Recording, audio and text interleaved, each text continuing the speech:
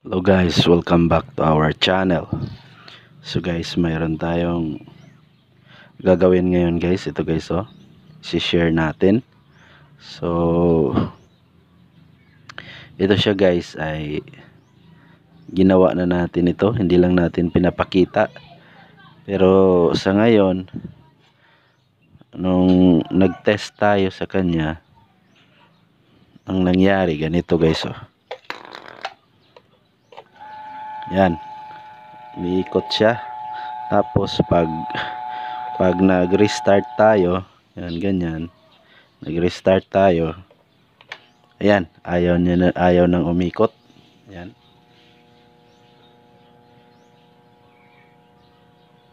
So umuugong lang siya. Ayan, umuugong lang siya. So na-challenge tayo dito guys sa electric pan na to.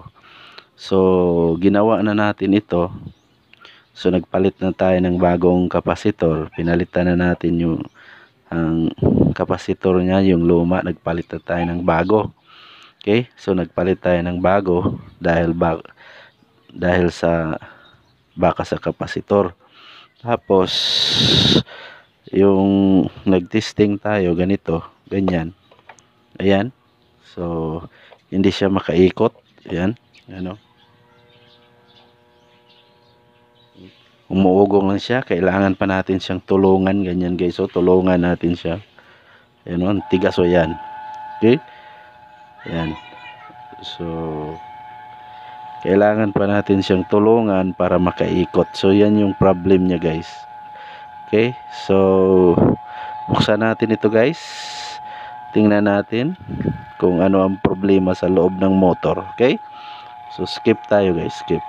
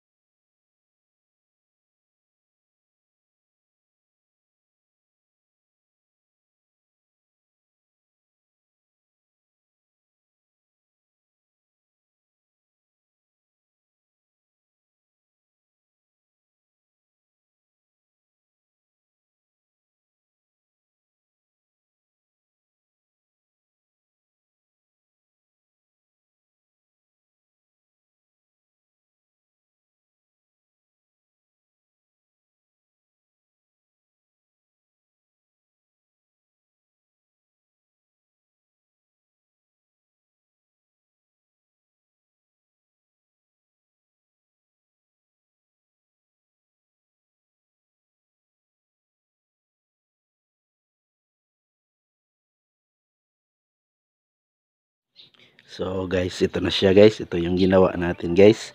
So itong shafting, nilinisan lang natin yung shafting dahil marami ng kalawang. Yan.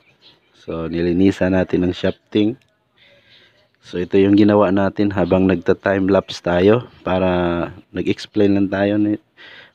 Nag-time lapse tayo para hindi na humaba ang video. Kasi pag hindi tayo nag-time lapse, sigurado ako na tatagal itong video natin. So nag-time lapse ako at least para maikli lang yung video natin. Okay, so ang ginawa natin nang nag-time lapse tayo ay naglinis tayo ng shafting. Yan. Tapos naglagay tayo ng oil dito sa oil foam. Naglagay tayo ng oil sa oil foam at saka dito sa bushing. Yan. So naglagay tayo ng oil sa oil foam at saka sa bushing. Tapos dito guys, dito rin.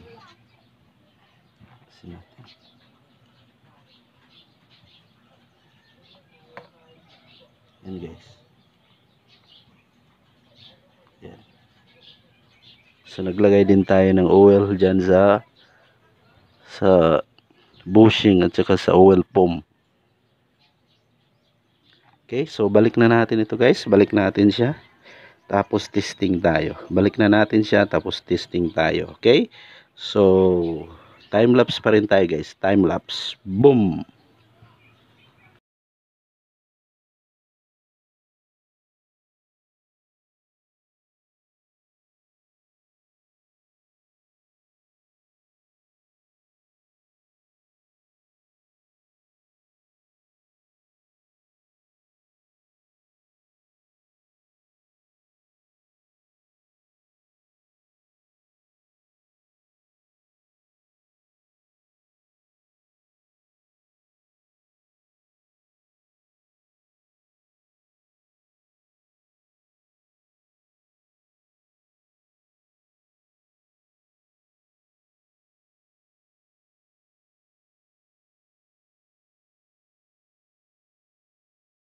guys, update tayo sa ginawa natin guys habang nag timelapse tayo. So ayan na guys, naibalik na natin siya.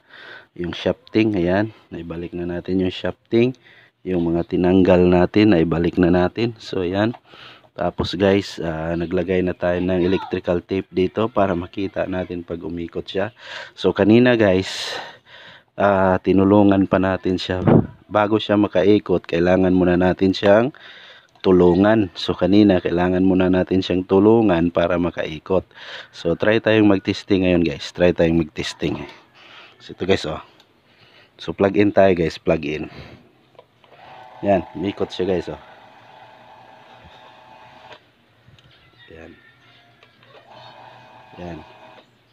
Okay, so kanina pag nag-plug in tayo, iikot siya. Tapos pag nagbalik tayo ng plug-in, hindi na siya iikot. Kailangan pa natin siyang tulungan. So tulungan natin siyang paikutin para umikot. So ngayon guys, plug-in tayo ulit. Yan.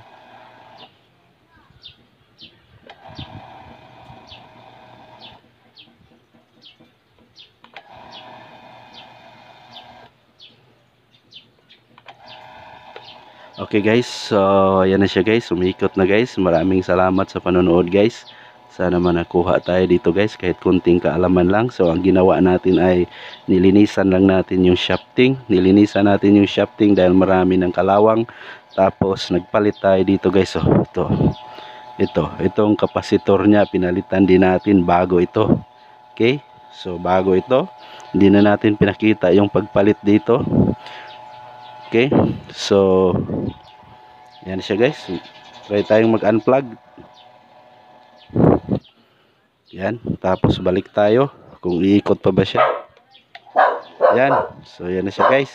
Okay, so guys, maraming salamat sa panonood. Hanggang dito na lang ang vlog na to para hindi na tatagal ang video natin. Maraming salamat, hindi na kayo mainip sa panonood. Sana may napulot kayo dito kahit konting kaalaman lang. Maraming salamat. See you sa next vlog. Don't forget to like, subscribe, and share to my YouTube channel. Maraming salamat guys. Maraming salamat.